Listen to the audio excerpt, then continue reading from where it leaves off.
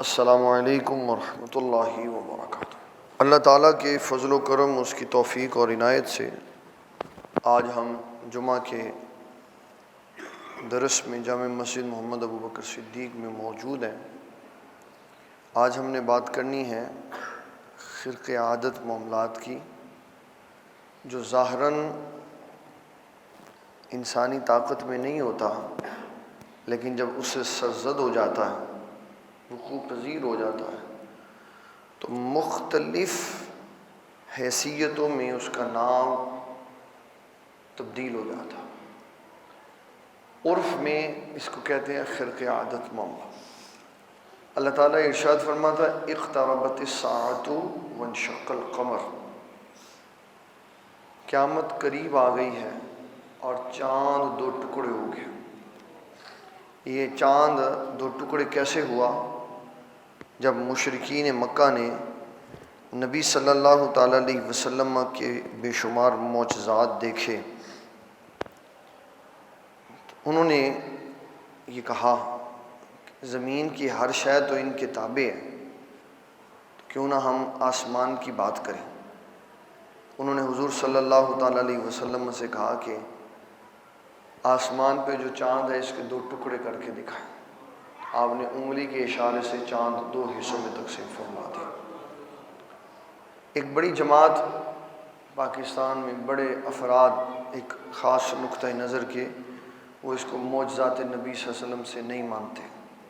کوئی بات نہیں، کئی لوگ تو اللہ کو بھی نہیں مانتے۔ ہم نے کوئی ٹھیکہ لیا ہوا ہے کسی کو منوا دیں؟ ہمارا کام تو ہے حضور کی عظمت و شان سنا دی جائے، بس بات ختم۔ ماننا نہ ماننا یہ انسان کی اپنی قسمت میں ہے۔ تو یہ جو خرق عادت معاملے ہیں، خلاف عادت، ویسے ایسے کر کے چاند نہیں توڑا جا سکتا، چاند نہیں توڑا جا سکتا، لیکن جب ٹوٹ گیا تو اس کا مطلب ہے محرک پیچھے کوئی ہے۔ اگر خرق عادت معاملہ ہو بغیر واسطے کے، کوئی واسطہ نہ ہو، تو اس کو کہتے ہیں قدرت۔ کیا کہتے ہیں؟ پتھر سے اونٹنی نکل آئی، یہ اس کی قدرت ہے، یہ اس کی کیا ہے؟ قدرت ہے۔ اس میں کوئی واسطہ شامل نہیں ہے، یہ اس نے اپنا فضل فرما۔ اتنی بڑی کائنات اس نے بغیر کسی مزدوروں کے، فرشتوں کے، خود ہی کون فرما کے تیار کرتے، یہ اس کی قدرت ہے۔ اور اگر واسطے کے ساتھ ہو تو پھر دو صورتیں، مومن کرے گا کہ کافر کرے گا۔ اگر مومن کرے گا، عام بندہ ہوگا کہ خاص؟ عام مومن۔ اگر عام بندے سے سرزد ہو تو اس کو کہتے ہیں معونت۔ کیا کہتے ہیں؟ معونت۔ خاص ہو تو خاص مومنوں میں دو طرح کے بندے، ولی ہے یا نبی ہے۔ تو ولی جو کام کرے گا اس کو کرامت کہیں گے، نبی کرے گا تو پھر دو حصے ہیں، اعلان نبوت سے پہلے ہے کہ اعلان نبوت کے بعد۔ اگر اعلان نبوت سے پہلے ہے تو ارہاس کہیں گے، اور اگر اعلان نبوت کے بعد ہے تو معجزہ کہیں۔ اگر ایسا بندہ ہے جو کافر ہے، وہ کوئی ایسا کام کر دے جو عقلاً ممکن نہیں ہے، مثلا میں نے دیکھے ہیں یوٹیوب کے اندر ایسے افراد جو دیوار کے اندر سے گزر جاتے ہیں، بندہ ہاتھ سے آدھا کر دیتے ہیں، اوپر والا در علیحدہ چل رہا ہوتا ہے، نیچے والا علیحدہ چل رہا ہوتا ہے، تو یہ وہ شعبدے بازی دکھاتے ہیں۔ اگر کافر کرے اور کافر پھر مدعی نبوت بھی نہ ہو تو پھر وہ خود کرے گا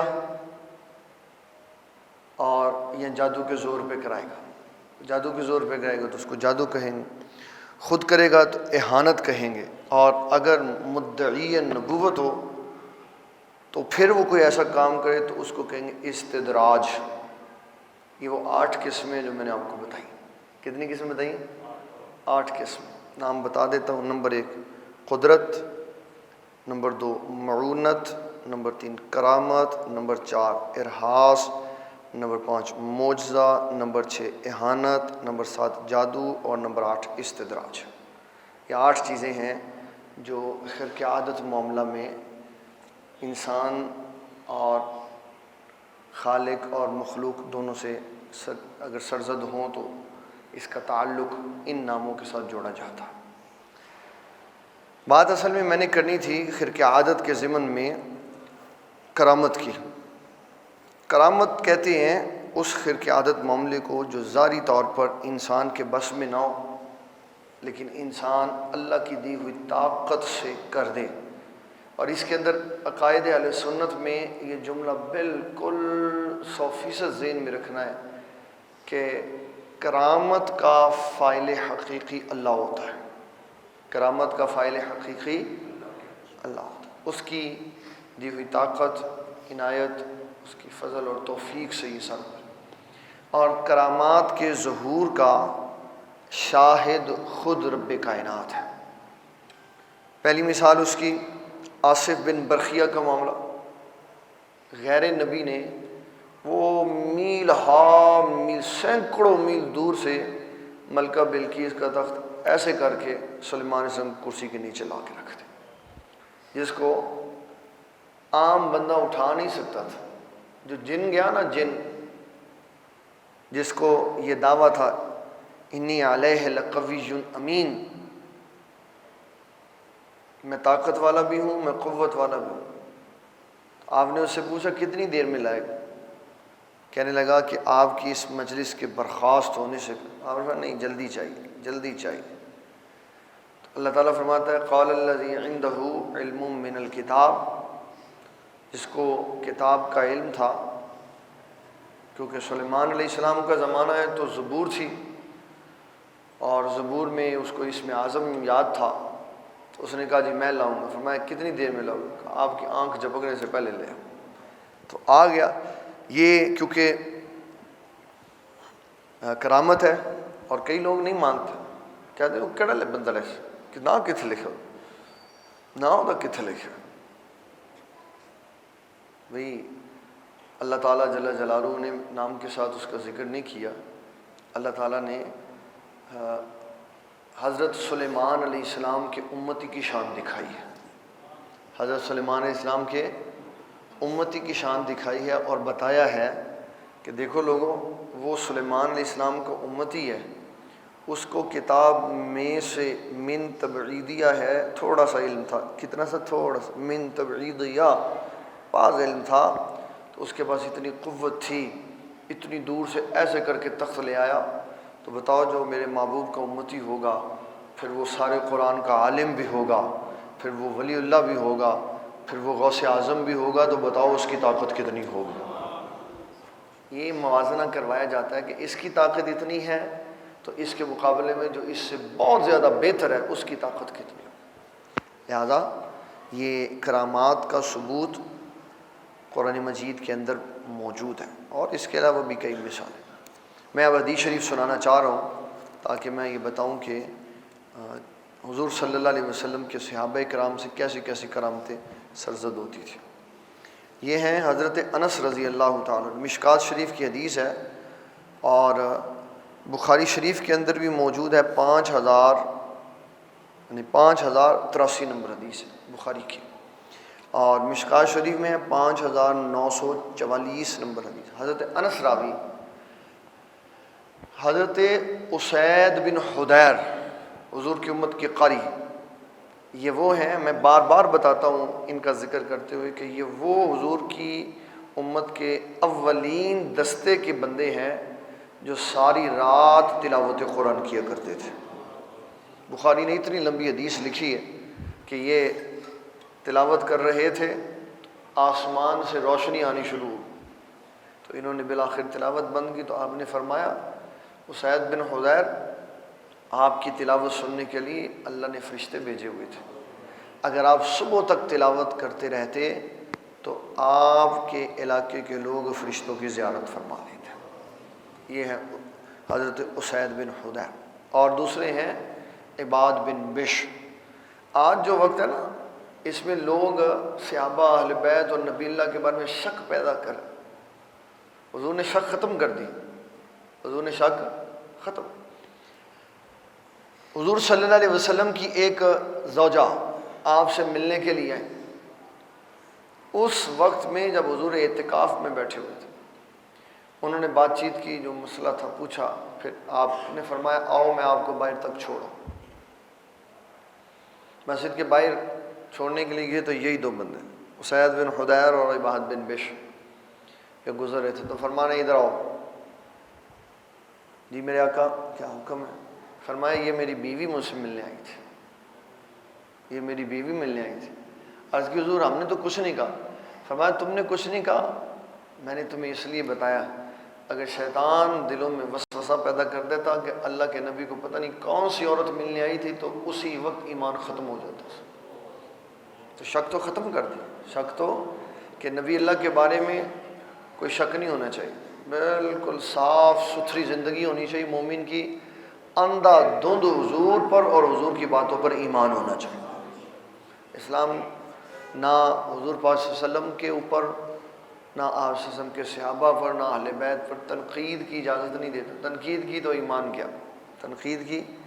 ہم اہل اسلام کے اس گروہ سے ہیں. یہ دوسری بار 6 بار 10 بار 100 بار 1000 بار لاکھ بار کروڑ بار سن لیں، اس کو اپنے دلوں میں نقش کر لیں.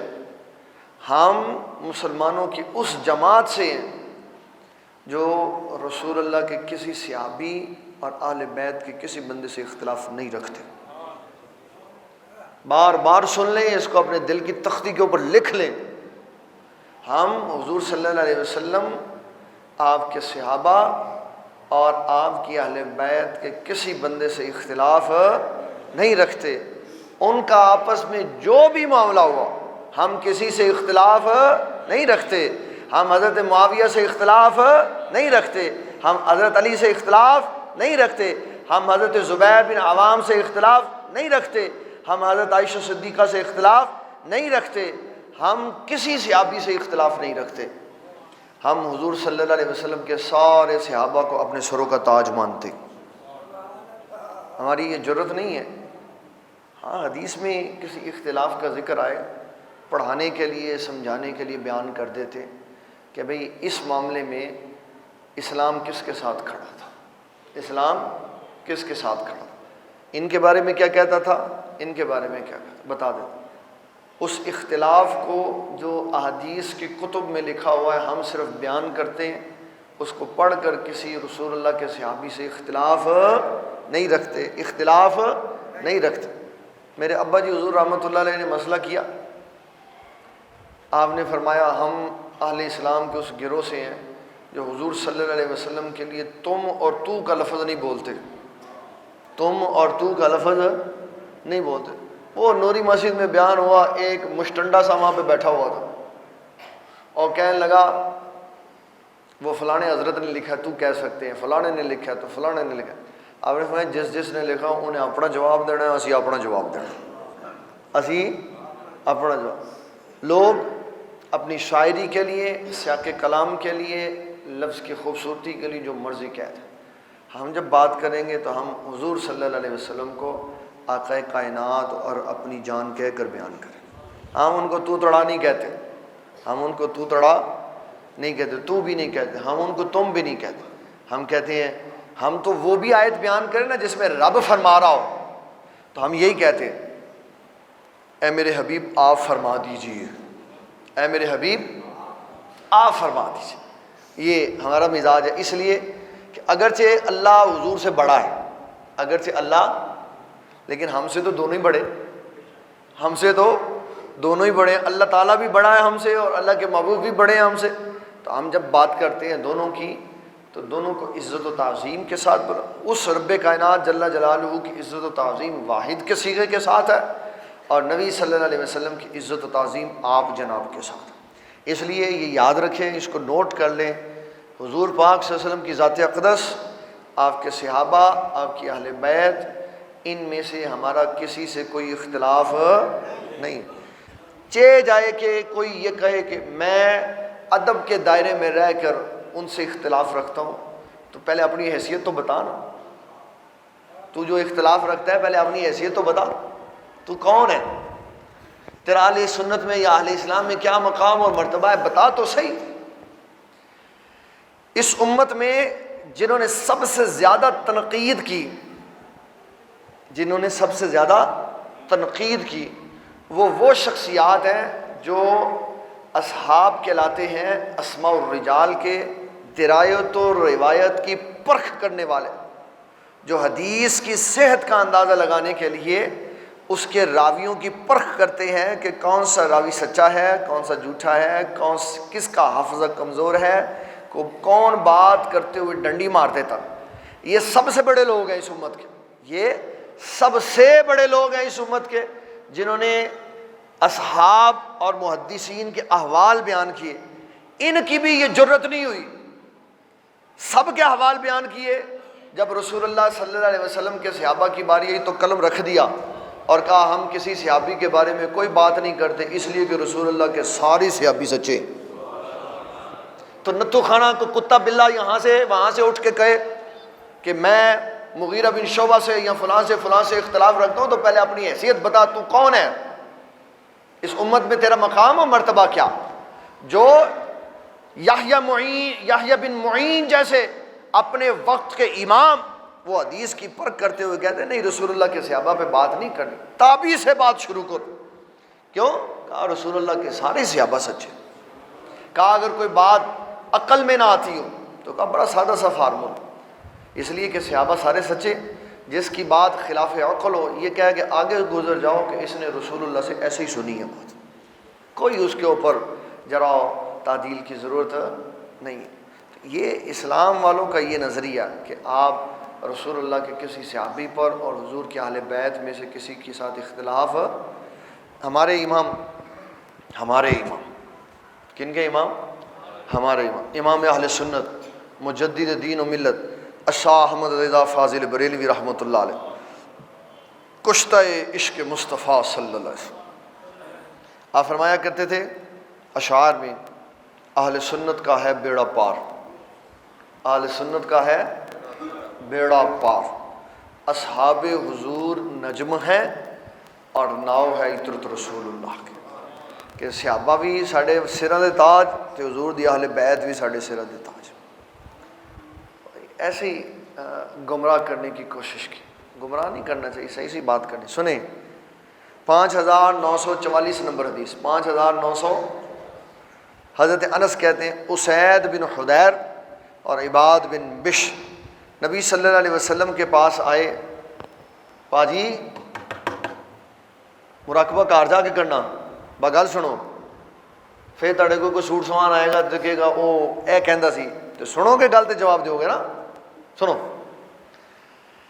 کہتے ہیں اسید بن حدیر اور عباد بن بشر حضور صلی اللہ علیہ وسلم کے پاس کسی مسئلہ کے لیے آئے، باتیں ہوئی، دیدار ہو رہا تھا حضور پاک کا، دونوں میں سے کسی کا اٹھنے کا دل ہی نہیں کیا، بیٹھے رہے، عشاء ہو گئی، رات اندھیری تھی، وہ ٹھنڈ کے دن تھے، سردی پڑنی شروع، اور راتیں بھی سیاہ آتے تھے، اندھیرا ہو گیا۔ پھر نبی صلی اللہ تعالیٰ علیہ وسلم نے ان کو اجازت دی، جاؤ گھر جاؤ آرام کرو۔ اٹھے تو باہر نکلے تو اندھیرا تھا۔ ان میں سے ایک بندہ کہنے لگا اندھیرا ہے لیکن میرے پاس روشنی ہے۔ کہا کیسے؟ کہا یہ جو میرا عصا ہے نا، چھڑی ہے، یہ رسول اللہ کی پنڈلی کے ساتھ لگی ہوئی تھی، اس سے نور نکل رہا، اسے نور نکل رہا۔ اچھا، کہا پھر کیا کریں؟ کہا ایسا کرتے ہیں، اٹھتے ہیں تو اس کی روشنی میں گھر چلے جائیں۔ لو جی، وہ لالٹین آ گئی، آگے جا کے دونوں کے گھر مختلف جہتوں میں تھے۔ ان کا اب کیا کریں؟ اس نے کہا کوئی بات، یہ نبی صلی اللہ علیہ وسلم کی ٹانگ آپ کی ران سے لگا ہوا نور ہے، یہ متعدی ہو جائے گا۔ کہا اپنا عصا دکھاؤ، میں اس کے ساتھ رگڑتا ہوں۔ تو اس نے جب اس کے ساتھ اپنے عصا کو رگڑا تو اس نور سے اس عصا میں بھی اللہ نے نور پیدا فرما دیا، وہ اس کے ساتھ روشنی میں گھر چلا گیا، یہ اس کے ساتھ چلا۔ یہ کتاب الکرامات میں مولا علی قاری رحمۃ اللہ پہلی حدیث لکھی کہ پہلا حصہ معجزہ تھا کہ حضور صلی اللہ علیہ وسلم کی آپ کی پنڈلی سے لگا ہوا تھا تو نور ادھر سے ادھر آ گیا، تو تھا تو آیا نا، تھا تو آیا، تھا تو آیا، تو نہ ہوتا تو نہ آتا۔ اس کا مطلب ہے وہ جو منور ہوا تو وہ پہلے جس جگہ کے ساتھ لگا ہوا تھا وہ نور بھی تھی اور نور تقسیم کرنے والی بھی تھی، اسے نور تقسیم ہوا، پھر ادھر آ گیا، پھر آگے کرامت آ گئی۔ اس نے کہا میں اس کو ایسے رگڑ کے تو اس کو اتار لو اس بلب کو، یہ چلتا ہے، بلکہ چلتا رہنے دو اور اس کے ساتھ لاٹھی لا کے ایسے رگڑو تو جتنا مرضی رگڑ لو، لاٹھی لاٹھی رہے گی، یہی رہے گا۔ کیا خوبصورت ان کا مزاج تھا، ایسے کر کے انہوں نے رگڑا تو اللہ تعالیٰ نے دونوں کے اندر روشنی پیدا فرما دی۔ دوسری بات یہ ہے حدیث 5945، حضرت جابر کہتے ہیں، یہ اصل میں ایک پوری ہسٹری ہے اس کے پیچھے، تو میں تھوڑی سی آپ کو بیک گراؤنڈ بتا دیتا ہوں، مختصر سناؤں گا تاکہ ہم 2-3 باتیں اور ڈسکس کریں، ورنہ یہ تو ایک ہی بات نہیں ختم ہوگی۔ دونوں باپ بیٹے جابر اور عبداللہ ہر وقت تیار رہتے تھے کہ ہم حضور صلی اللہ علیہ وسلم پہ قربان ہو جائیں۔ یہ بھی لوگ تھے جن کی زندگیوں کا مشن یہی تھا۔ بیٹا کہتا تھا ابا جی تسی کہا رہو تو میں قربان ہوئی ہوا، تو ابا جی کہتے تو کہا رہا ہے تو میں قربان ہوئی۔ پھر باریاں لگا لی، پھر کیا کیا، ابا جی نے اور بیٹے نے جذبہ جہاد کے پیش نظر باریاں لگا لی کہ ایک غزوہ میں تم جاؤ گے تو ایک میں جاؤں گا۔ تو حضرت جابر بدر میں چلے گئے، احد میں باری آئی ان کے والد گرامی کی، حضرت جابر کی باری، ان کے والد کی باری عبداللہ کی احد میں۔ اعلان سنا تو جہاں پہ بیٹھے ہوئے تھے وہیں سے مسجد نبوی شریف میں چلے۔ میدان احد میں ملاقات ہوئی اپنے ابا جان سے، آپ نے فرمایا بیٹے میرے اوپر قرضہ بھی ہے، میرے اوپر بہت زیادہ قرض، اور میں نے تیرے بھروسے پر اپنی بیٹیاں بھی چھوڑی ہوئی، تیرے بھروسے پر اپنی بیٹیاں بھی چھوڑی ہوئی، تو میرے پیارے بیٹے خیال رکھنا ان کا بھی۔ اور میں تمہیں یہ بتانا چاہتا ہوں جب احد کا میدان لگے گا نا تو سب شہداء میں سب سے پہلے شہید میں ہوں گا۔ کتنے گئی وہ آیت کہ کل کون کتنے فوت ہوئے گا کی پتہ، اللہ تو علاوہ۔ ان اللہ عندہ علم الساعۃ وینزل الغیث ویعلم ما فی الارحام وما تدری نفس ماذا تکسب غدا وما تدری نفس بأی ارض تموت۔ اللہ فرماتا ہے کوئی نہیں جانتا، کوئی نہیں جانتا۔ اور یہ کہہ رہے ہیں میرے پیارے بیٹے فَأَصْبَحْنَا كَأَنَّ أَوَّلَ قَتِيلٍ، سارے تو پہلا میں وہ بندہ ہوواں جڑا اللہ دی راہ شہید کیتا جاواں۔ حضرت جابر کے ابو جان کہہ رہے، اور محدثین نے یہ نہیں کہا انہوں نے تکا لایا، اس کو کتاب الکرامات کے اندر دوسری حدیث کے درجے میں لکھا ہے کہ یہ ان کی کرامت تھی کہ ان کو آنے والا وقت نظر آ رہا تھا تو انہوں نے کہا سب سے پہلے شہید ہونے والوں میں میرا نمبر ہوگا۔ اللہ اکبر، اللہ اکبر۔ سنیں ایک بات، تو کہتے ہیں سانو حدیث کی کرامات نہیں لبدیاں، صحابہ دیاں نہیں سنے، غوث اعظم دی کرامات اینیاں بڑی کتھوں آ گئی، ہے جی صحابہ دیاں تے اینیاں کرامتاں نہیں سنے۔ تو بخاری شریف پڑھ لینی سی چنگی طرح، ذرا بخاری شریف چنگی طرح پڑھ لینی سی، تھوڑا جا ہور ٹائم لا کے جڑی تو اے لبدا نے نا بخاری سی جو کہ فلانی شے لبے تے پتہ چلے کہ حضور نے اے نہیں سی پتہ، اے نہیں سی پتہ، اے دے نال تو اے لبدا نا کہ حضور دی شان کی نہیں تے شاناں بھی لبنی سن تے کرامتاں بھی لبنیاں سن۔ یہ بخاری شریف کی کرامت ہے۔ سنیں امام بخاری کی نہیں ہے، یہ کرامت ہے سیدنا صدیق اکبر کی۔ کس کی ہے؟ سیدنا صدیق اکبر رضی اللہ تعالیٰ، بخاری میں بھی ہے، مسلم میں بھی ہے، اور ابو داؤد شریف میں بھی ہے، ترمذی میں بھی ہے، مسند امام احمد بن حنبل میں بھی ہے، اور مشکات شریف سے تو میں آپ کو سنانے لگا۔ 5946 نمبر حدیث۔ عبد الرحمن بن ابی بکر کہتے ہیں میرے ابا جان حضرت سیدنا صدیق اکبر رضی اللہ تعالیٰ عنہ روز 5 بندوں کو اصحاب صفہ کے 5 طلباء کو اپنے گھر سے کھانا کھلاتے تھے۔ کتنے بندوں کو؟ کبھی مال وافر ہو تو 10 کو کھلا دیتے، کبھی زیادہ ہوتا تو 20 کو کھلا دیتے، تو 5 بندوں کو روز کھلاتے۔ تو ایک دن عبد الرحمن سے کہا کہ بندے لے آؤ کھانا کھلا دیں ان کو، وہ لے آئے بندے۔ ابھی کھانا ان کے سامنے لگایا گیا تو نبی صلی اللہ تعالیٰ علیہ وسلم نے حضرت ابو بکر صدیق کو یاد فرمایا۔ یہ میں خلاصہ بتا رہا ہوں، ویسے حضرت ابو بکر صدیق زیادہ بندوں کو بھی کھانا کھلاتے۔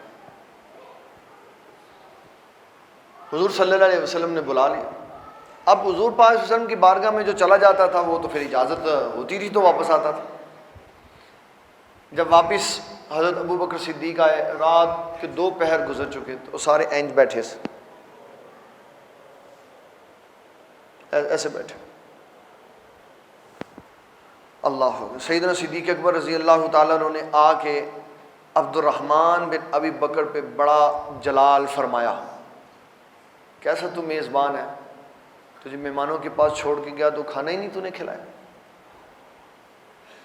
کہنے لگے عبد الرحمن بن ابی بکر، ابا جان میں نے کوئی لقمے منہ میں تو نہیں ڈالنے تھے، میں تو یہی کہہ سکتا تھا کھا لو کھا لو کھا لو.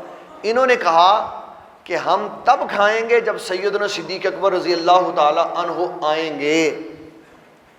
اب میں کیا کر سکتا. تو آپ نے فرمایا اللہ کی قسم میں اب ان کے ساتھ کھانا نہیں کھاؤں گا. اللہ کی قسم میں اب ان کے ساتھ کھانا، کہ انہوں نے یہ کیا بات کی، کیا میرے بغیر کھانا نہیں کھا سکتے تھے، اب میں نہیں کھاؤں گا. فوری خیال آیا یہ قسم غلط ہو گئی. تو فرمایا جاؤ 10 بندے اور لے کے آؤ، قسم کا کفارہ بھی دیں. تو پتہ چلا کہ اگر کوئی غصے میں بندہ قسم کھا لے تو اس کو توڑ دینا چاہیے، اس کو توڑ دینا چاہیے، اس کے اوپر قائم دائنی یہ نہیں کہنا چاہیے جی میرا نک تھلے لگ جائے گا. تسی ابو بکر صدیق لو وڈے ہو، تھوڑا نک تھلے لگ جائے گا. ناک شاک کچھ نہیں ہوتا. غلط قسم غصے میں کھائی جائے، بتقاضۂ بشریت غصہ آ گیا، غلط قسم کھا لی، غصہ ٹھنڈا ہوا قسم توڑ کے، تو چلو 10 مسکینوں کو کھانا کھلاؤ، قسم کا کفارہ پورا ہو گیا. آپ نے 10 بندے اور بلائے. اب وہ کھانا تھا 5 بندوں کا، تو بندے کتنے ہو گئے؟ 15. 10 آ گئے اور تو 5 وہ. تو عبد الرحمن بن عوف کہتے ہیں پھر حضرت ابو بکر صدیق نے کہا کھانا گرم کرو، ہم اب کھانا دوبارہ کھاتے ہیں ان کے ساتھ. تو عبد الرحمن بن ابی بکر کہتے ہیں کہ میں ساتھ بیٹھا یہ منظر دیکھ رہا تھا کہ ایک لقمہ اٹھاتے تھے تو نیچے ایک لقمہ اللہ اور پیدا فرما دیتا تھا. بخاری شریف ہے. ایک لقمہ اٹھاتے تھے تو اللہ ایک لقمہ اور پیدا کر دیتے. پھر کھانا کھایا گیا تو فرمایا کہ اب یہ کھانا ان کو ساتھ بھی دے دو، یہ گھر جا کے بھی کھائیں، تم اپنے گھر والوں کو بھی کھلا دو اور باقیوں کو بھی بانٹ دو. یہ حضور صلی اللہ علیہ وسلم کا معجزہ ہے جو حضور کے صحابہ میں کرامت کی صورت میں اور تا صبح قیامت اولیاء اللہ میں کرامت کی صورت میں زندہ رہے گا. ولی اللہ جہاں بیٹھ جائے وہاں اللہ برکت پیدا فرما دیتا. وہاں کیا ہوتی ہے؟ اللہ کا نام لے لے تو برکت ہوتی ہے. تو اگر اللہ کا بندہ آ جائے تو کوئی برکت نہیں ہوتی. اللہ کا نام لے لے، بسم اللہ وعلی برکت اللہ، بسم اللہ پڑھ لے تو برکت ہو جاتی ہے. تو جس نے پڑھ کے بسم اللہ پڑھ کے اللہ کا نام لے کے اپنے آپ کو اللہ تعالیٰ کا مقرب بنایا، وہ آ جائے تو پھر کوئی نہیں برکت ہو. کیسا یار نظریہ ہے. اللہ تعالیٰ نے اپنے پیارے دوستوں کی شخصیات میں اتنی برکت رکھی ہوتی. وہ تو کہتا ہے پانی برکت والا ہوتا ہے، وَنَزَّلْنَا مِنَ السَّمَاءِ مَاءً مُبَارَكًا، ہم جو آسمان سے پانی اتارتے ہیں یہ برکتوں والا ہوتا ہے. ان اول بیت وضع للناس للذی ببکۃ مبارک، ہم نے مکۃ المکرمہ میں جو گھر بنایا وہ بھی برکتوں والا. پھر وہ درخت جس میں اللہ نے موسیٰ علیہ السلام کے ساتھ کلام فرمایا، من الشجرۃ المبارکۃ ان یا موسیٰ انی انا اللہ رب العالمین. اللہ فرماتا ہے میں نے جس درخت کے اندر سے موسیٰ علیہ السلام سے کلام فرمایا وہ درخت بھی برکت والا ہے. تو درخت برکت والا ہو گیا تو خانہ کعبہ بھی برکت والا ہوتا ہے، پانی بھی برکت والا ہوتا ہے، مسجد بھی برکت والی ہوتی ہے. اللہ دا بندہ ولی کوئی برکت والا، وہ بھی برکت والا ہوتا ہے، وہ بھی برکت والا ہوتا ہے. اللہ اکبر. یہ حضور صلی اللہ تعالیٰ علیہ وسلم کی ایک اور میں صحابی کی شان سنانے لگا، بڑی خوبصورت. واہ واہ، آپ سنیں گے تو آپ کا دل باغ باغ ہو جائے. یہ بھی بخاری کی روایت ہے. امام بغوی نے شرح السنہ میں بھی اس کو لکھا، اور میں آپ کو مشکات شریف میں 5949 نمبر سے سنا رہا ہوں. حضرت ابن ابی منقدر کہتے ہیں حضرت سفینہ رضی اللہ تعالی، حضرت سفینہ یہ صحابی رسول ہیں اور غلام ہیں حضور صلی اللہ علیہ وسلم کے. مولا ہیں، مولا کہتے ہیں غلام کو، رسول اللہ صلی اللہ علیہ وسلم کے غلام ہیں، یعنی کسی غزوہ میں قیدی بن کے آئے تو حضور صلی اللہ علیہ وسلم کے غلام ہیں، پھر مومن ہو گئے تو ان کو سفینہ حضور کا غلام ہی کہا جاتا تھا۔ کہتے ہیں کہ میں ایک دفعہ لشکر کے ساتھ جا رہا تھا اور جنگ ہو رہی تھی روم کے ملک کے خلاف، رومیوں کے خلاف۔ فرماتے ہیں کوئی مسئلہ ہوا، لوگ بکھر گئے، میں راستہ بھول گیا۔ جب میں راستہ بھولا تو تھوڑی دیر کے بعد شیر آ گیا۔ کون آ گیا؟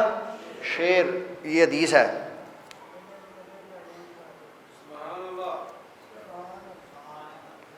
حضرت سفینہ کہتے ہیں شیر آ گیا تو میں نے اس کو کہا یا ابا الحارث، شیر سنو میری بات، انا مولا رسول اللہ صلی اللہ علیہ وسلم، اور میں حضور دا غلام ہاں۔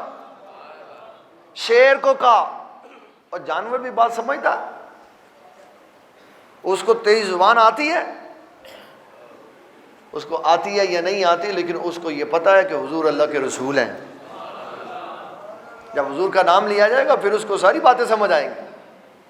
اس نے کہا یا ابا الحارث، اے شیر میں حضور صلی اللہ علیہ وسلم کا غلام ہوں۔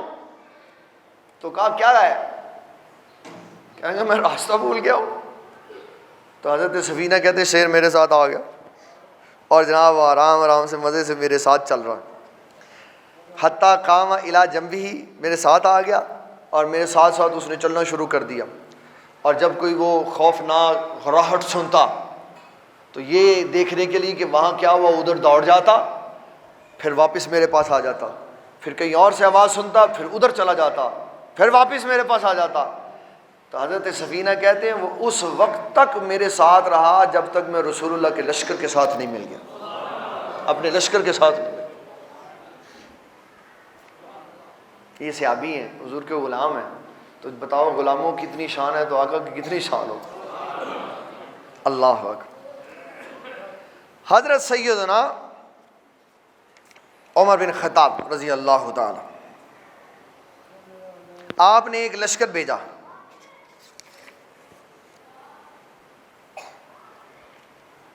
اور اس کا سپہ سالار بنایا حضرت ساریہ رضی اللہ تعالی عنہ۔ اب یہاں آپ مدینۃ المنورہ میں وہ نہاوند کے علاقہ میں گیا ہوا، حضرت سیدنا عمر بن خطاب نے ایک دن بیٹھے بیٹھے ممبر سے کہا یا ساریۃ الجبل، اے ساریہ پہاڑ پیچھے ہو جا، اے ساریہ پہاڑ کے پیچھے ہو جا، بس اتنی بات۔ وہاں ادھر کام ہوا، لڑائی جیت لی، واپس آئے تو انہوں نے حضرت ساریہ نے آ کے بتایا، کہا ہم لڑائی لڑ رہے تھے اور قریب تھا ہم شکست کھا جاتے، یکا یک حضرت عمر بن خطاب کی آواز آئی ساریہ پہاڑ کے پیچھے چلے جاؤ، تو فرمایا ہم پہاڑ کے پیچھے گئے تو اللہ تعالیٰ نے فتح عطا فرما دی۔ وہ اتنی دور کیسے دیکھا انہوں نے؟ کہہ رہے نہیں حدیث ضعیف ہے کی ہے، حدیث ہے ضعیف ہے کی، کیوں؟ یہ شان جو صحابت دی نظر آ، یہ شان جو صحابت دی نظر آ۔ تو بھائی بخاری پڑھ لو، غزوہ موتا ہوا، غزوہ موتا، غزوہ اس لیے کہتے ہیں، ویسے تو غزوہ نہیں ہے، ویسے تو ہے جنگ موتا، کہ حضور صلی اللہ علیہ وسلم نہیں گئے ساتھ، لیکن آپ نے جو منظر بیان کیا اس کی وجہ سے اس کو غزوہ موتا کہا جاتا۔ کیا تھا؟ آپ نے فرمایا یہ جھنڈا لے لو، حضرت زید بن حارثہ کو پکڑا دو، یہ لشکر کے سپہ سالار ہیں، جب یہ شہید ہو جائیں تو جعفر طیار کو دے دینا، جب وہ شہید ہو جائیں تو عبداللہ بن رواحہ کو دے دینا، جب وہ شہید ہو جائیں تو پھر جو چاہے وہ جھنڈا اٹھا لے۔ پھر آپ ممبر پہ بیٹھ گئے، پھر آپ نے ایک ایک بندے کی خبر سنائی، ممبر پہ مسجد نبوی میں بیٹھ کے اس گئے ہوئے لشکر کی خبر سنائی۔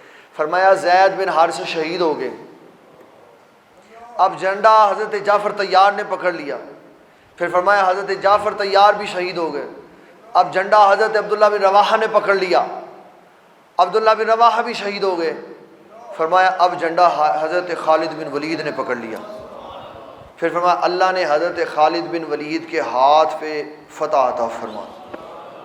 تو یہ کتنی دور سے دکھایا. کل تسی سڈنی جو میچ نہیں ویکھیا ہیں وہ کیویں ویکھیا جائے دسو نا جی, کیویں دیکھا ہے؟ وہ کوئی سسٹم ہے گا انگریزاں دا تے کافراں دا تے سسٹم ہے گا تے اللہ تے او دے رسول دا کوئی سسٹم نہیں. کیا کرتے ہو یار. ہزار ہاں بندے نے اپنے گھر میں بیٹھ کے, لوگوں نے اپنے موبائلوں پہ بیٹھ کے دیکھا, انہوں مننا گے تے جلے کہی حضرت عمر بن خطاب نے این کر کے کیا ادھر ہو جو, نہیں نہیں حدیث ضعیف ہے. تو پھر یوٹیوب دا کلمہ پڑھ لا, تین مسلمان ہوتا کیوں کنے کیا ہے؟ اسلام کو ایسے بندے نہیں چاہیے جو عقیدے میں بزدل اور پھس پھسے ہو. اسلام کو وہ بندہ چاہیے جو اسلام پر اندھا دھند یقین رکھتا ہو. اللہ تعالیٰ ہمیں دین اسلام کا فہم عطا فرمائے.